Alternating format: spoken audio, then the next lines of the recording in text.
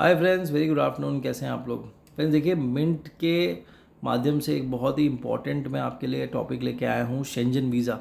अब देखिए, जो लोग टूरिस्ट वीज़ा को वर्क वीज़ा में कन्वर्ट कराना चाहते हैं उनके लिए ये न्यूज़ बहुत इंपॉर्टेंट है, क्योंकि आपको टूरिस्ट वीज़ा लेना पड़ेगा और अगर आपको यूरोप घूमने जाना है तो जो वीज़ा आपको मिलता है उसका नाम होता है शेंजन वीज़ा। अब देखिए, शेंजन वीज़ा एक तरह का टूरिस्ट वीज़ा होता है। अगर आपका वीज़ा रिजेक्ट हो रहा है एक बार, या हो चुका है, या आपने वीज़ा सबमिट किया है या सबमिट करने जा रहे हैं, पक्का देखिएगा फ्रेंड्स ये वीडियो, क्योंकि अगर आपने सबमिट किया है और सबमिशन के बाद रिजेक्ट हुआ है तो मैं आपको बताऊंगा आप अपील कैसे कर सकते हैं। ठीक है, पक्का ध्यान दीजिएगा। अब देखिए, अनीता हिपर जी हैं, इन्होंने ये एलैबोरेट किया, मैं आर्टिकल पढ़ चुका हूँ तो आपको बताऊँगा मैं। देखिए, इंडिया में अभी जो शेंजन वीज़ा का रिजेक्शन रेट है वो मतलब ज़्यादा हाई नहीं है, बट यहाँ पे वीज़ा रिजेक्ट होते हैं। मेन रीज़न होता है आपके डॉक्यूमेंट्स। कौन कौन से डॉक्यूमेंट होते हैं? पहला आपका होता है कि आप अपनी स्ट्रॉन्ग टाइज दिखा नहीं पाते हैं कि इंडिया से आपकी क्या स्ट्रॉन्ग टाइज है। मतलब आप एक इंडियन हैं तो आप अगर बाहर जाते हैं तो काउंसिल ऑफिसर को ऐसा लगना चाहिए कि आप वापस आएंगे। तो वापस आने के लिए आपको एक स्ट्रॉन्ग टाइज दिखाना पड़ता है इंडिया के साथ। ठीक है, वो अगर आप दिखा नहीं सकते हैं तो आपका वीज़ा एक तो इससे रिजेक्ट होता है। वो क्यों होता है? पहला रीज़न, अगर आपकी जॉब स्टेबल नहीं है, अगर आप समझ लीजिए आप किसी अनस्टेबल जॉब में हैं, आपने बार बार जॉब चेंज की है, आपकी फाइनेंशियल इनकम सही नहीं है, ठीक है। और आप देखिए, बहुत सारे जो सिंगल लोग हैं और अनस्टेबल जॉब में हैं उनका वीज़ा भी रिजेक्ट हो सकता है फ्रेंड्स।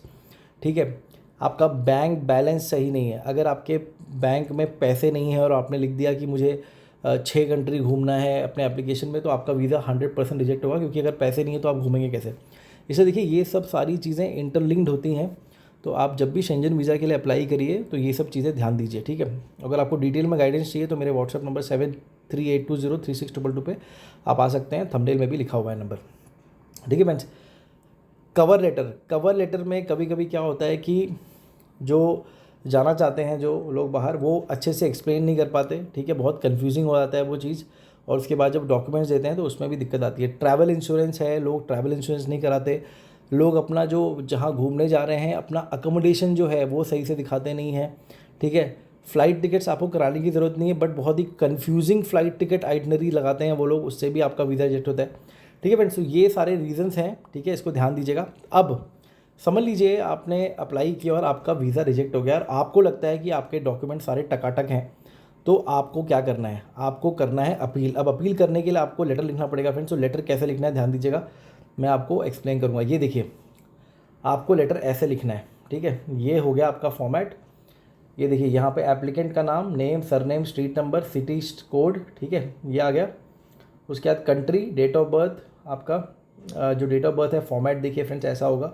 फिर देखिए यहाँ पे होगा, और जो जिस डे पे आप लेटर साइन कर रहे हैं वहाँ पे फ्रेंड्स फॉर्मेट प्लीज़ यही रखिएगा। ये फॉर्मेट रखेंगे तो आप ही का भला होगा। ठीक है, उसके बाद जिस भी कंट्री में आपने अप्लाई किया, समझ लीजिए आपने फ्रांस में अप्लाई किया था, तो to the high commission of France या एम्बेसी ऑफ फ्रांस, उसका पूरा एड्रेस फ्रेंड्स अगर आपको नहीं पता है इंटरनेट से लीजिएगा, या आप एम्बेसी के नंबर पे फ़ोन करके भी ले सकते हैं। अब देखिए, सब्जेक्ट आपका होगा appeal letter against Schengen visa refusal.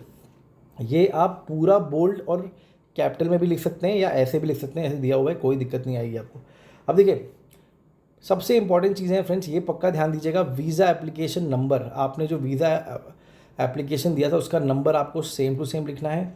Date of visa application submission आपको लिखना है। ठीक है, कब आपने सबमिट किया था, ये सब आपकी जो VFS की पर्ची होगी जब आपने सबमिट किया होगा उसमें होगी। और डेट ऑफ वीज़ा डिनायल। अब देखिए, डेट ऑफ वीज़ा डिनायल क्या होता है, आपको एक वहाँ से रिवोक लेटर आता है। वो लेटर देखिए कैसा दिखता है, मैं आपको दिखाता हूँ फ्रेंड, ध्यान दीजिएगा आप। वो लेटर आपका दिखता है ऐसा, ये उसको बोलते हैं नोटिस फॉर रिफ्यूज़ल।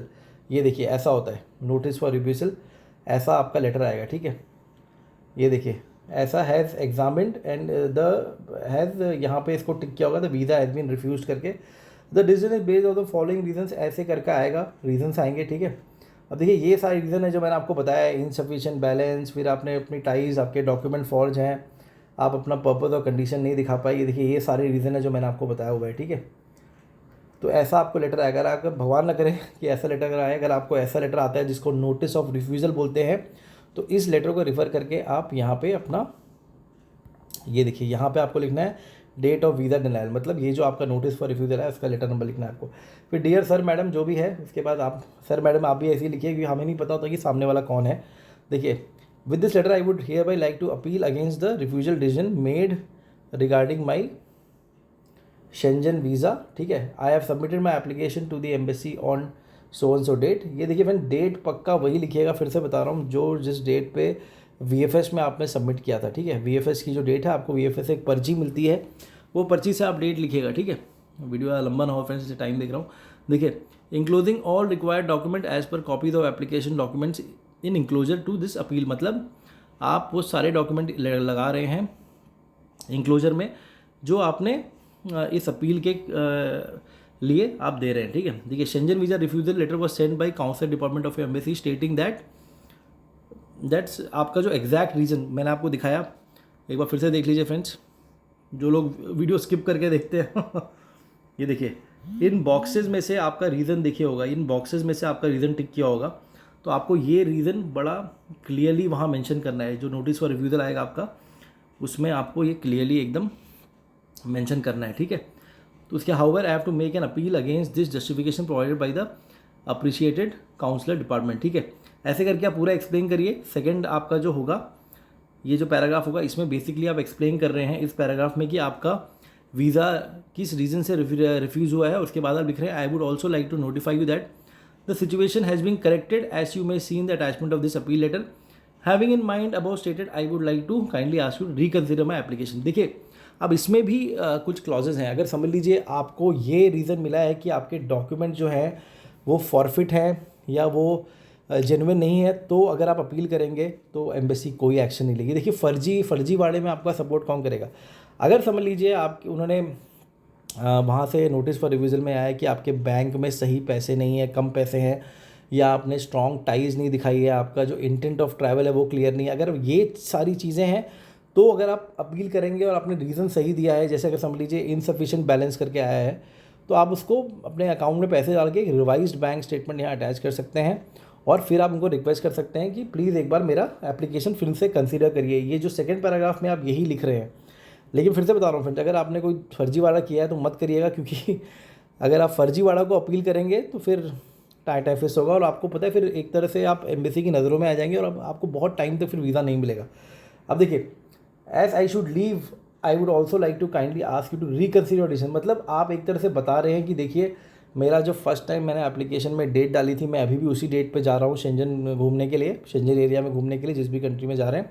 इसलिए मैं आपसे कृपया प्रार्थना करता हूँ, रिक्वेस्ट करता हूँ कि आप मेरा एक बार जो एप्लीकेशन फॉर्म है एक बार फिर से उसको रिविज़िट करिए और देखिए कि अगर आप मुझे दे सकते हैं, क्योंकि देखिए मुझे अपना प्लान ऑर्गेनाइज करना है। मेरे सारे, आप ये लिख सकते हैं कि मेरा सारा प्लान फाइनल हो चुका है।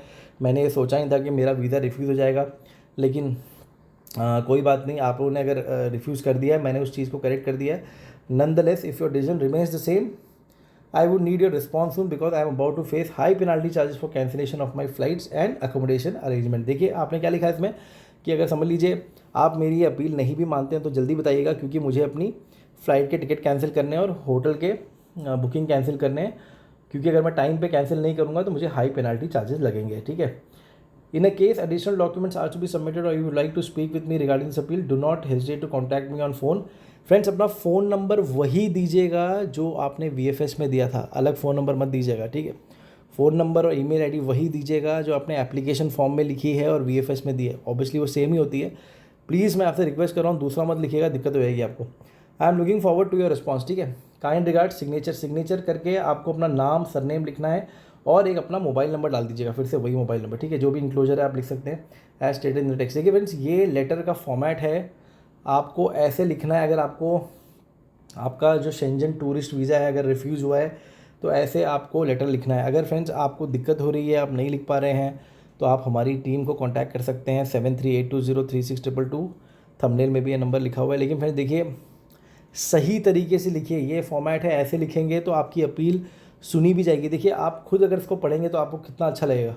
इसलिए मैं हमेशा बोलता हूँ, जो भी आप लिखते हैं, कवर लेटर हो, अपील हो या वर्क परमिट का रिक्वेस्ट हो, वो एकदम अच्छी तरीके से लिखिए, क्योंकि जो आदमी पढ़ेगा अगर उसको अच्छा लगेगा तो ऑब्वियसली वो आपके एप्लीकेशन पे कम टाइम लेगा और जल्दी से अप्रूव भी कर देगा जो भी रिक्वेस्ट आप डालते हैं, ठीक है फ्रेंड्स। तो ये है शेंजन वीज़ा, अगर आपका देखिए शेंजन वीज़ा रिफ्यूज़ हुआ है, अगर रीज़न जो है आपको बताया बैंक्स में पैसे कम हैं, आपका स्ट्रॉन्ग टाइज नहीं है, आपके डॉक्यूमेंट मिसिंग है, तो आप आराम से अपील करके आप ले सकते हैं टूरिस्ट वीज़ा फिर से, इसमें कोई दिक्कत नहीं आती है। ठीक है फ्रेंड्स, तो कोई डाउट है फ्रेंड्स तो पक्का पूछेगा, वीडियो लंबा नहीं करूँगा। तो अगर आपका टूरिस्ट वीज़ा रिफ्यूज़ हुआ है तो ये है आपकी पूरी कार्रवाई, आपको ऐसे करनी है। नोटिस फॉर रिफ्यूज़ल क्या होता है, मैं नोटिस फॉर रिफ्यूज़ल क्या होता है मैंने आपको दिखा दिया, उसको अपील कैसे करना है, रीजंस क्या होते हैं मैंने आपको बता दिया। इसके बाद कोई डाउट है आप हमारे टच में आ सकते हैं। ठीक है, बस टेक केयर और अपना एजेंट खुद बनिए।